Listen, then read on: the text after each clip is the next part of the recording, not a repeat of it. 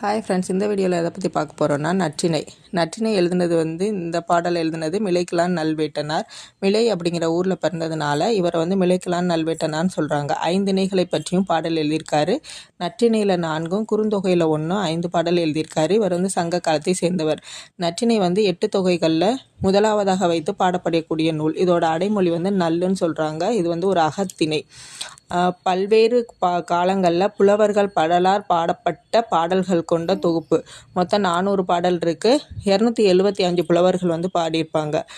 ஓரறிவு உயிர்களையும் விரும்பும் உயரிய பண்பும் விருந்தோம்பல் அறவழியில் பொருளீட்டல் முதலிய தமிழர்தம் உயர் பண்புகளை தெள்ள தெளிவாக எடுத்து கூறக்கூடிய நூல். இதோட அடி வரையன்னு பார்த்தோம்னா 9 அடி சிற்றலையும் 12 அடி பேரலையும் கொண்டது. இந்த பாடலை தொகுப்பித்தவர் யாருன்னா பன்னாடு தந்த மாறன் வழுதி.